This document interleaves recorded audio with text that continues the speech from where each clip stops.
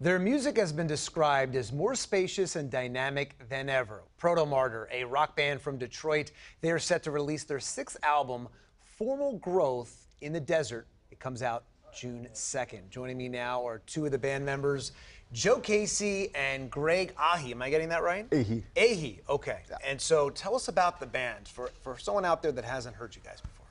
Well, we started in 2012 in Detroit, and we kind of started as a hobby, and we're still doing it 6 albums later, and basically still as a hobby. We make still as a hobby. It's still a hobby. yeah. Not We enough make money. money, but no, not much. So you have day jobs. No, No. this is our No, job. okay. We're just very poor. Yeah, Okay. Yeah. We tour a lot, so we can't have jobs. So what is life like on the road?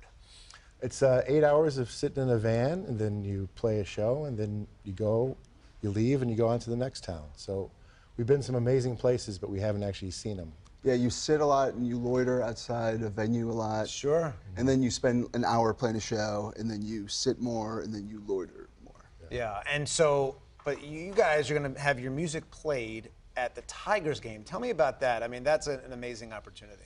Yeah, it doesn't happen often. We have a song on the new album that's kind of about the Tigers, and we were hoping that they could play it, you know, when someone hit a home run, but we're still working on that. But we're going to have a listening party for our new album at the Tigers game. So tell me about that. What is a listening party? Well, you basically rent out a room there, and you invite your fans, and we'll play the album, and then they get to watch the game afterwards. So if they don't like the album, at least they get a free game out of it. So it'll be pre-game, and that is when? Tomorrow? Yep, tomorrow. Yeah, I think it starts around noon. Noon, yeah. So all these years doing this, I mean, it's been over a decade. You guys have been together. You've had so many album releases. What are we going to hear on this one? Well, I think I tried to bring in some film score influences just to change it up a little bit. We kind of, again, this is our 6th album, do the same thing a lot. We want to try to throw in different elements that haven't really come in before. So I tried to approach it a little bit more cinematically than albums past. Sure, sure. And when you're at this point in your career, when you're this deep into all these albums, how much are you still kind of waiting for that opportunity to hit it big? I think we gave up on that. Yeah, I mean, after the 3rd record, we're like, it's not going to happen.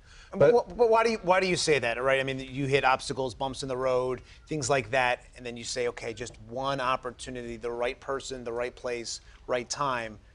Well, here's an album. I think we're pretty comfortable with the level that we're at, where we're able to tour the world, and we have people that actually pay to come see us, and a lot of bands can't say that. The striving for it to be super successful or make lots of money or have a big hit, you never know what's going to be a big hit, so you just do what you do, and you know, we've been lucky so far, so maybe someday a song will become big. Yeah, still waiting to go viral on TikTok. Yeah, That's right. that could Sure. happen. You never know, right? Yeah. And so there's so much love poured into your music, and especially the city of Detroit. You talk about the Tigers, a reference there. Talk about the references and just how much this city means to you and your music. Well, when we first started and I had to come up with lyrics, I decided to follow the write what you know, and so I just talked about things I knew about. Our favorite bar in Detroit is Jumbo's, so we have a song about that bar, Jumbo's, and references to roads and things. And for people from Detroit that are into us, they kind of like the references, like, oh, I get that reference, you know. But for us, it's just writing about what we know about. And the new album, where can we get it?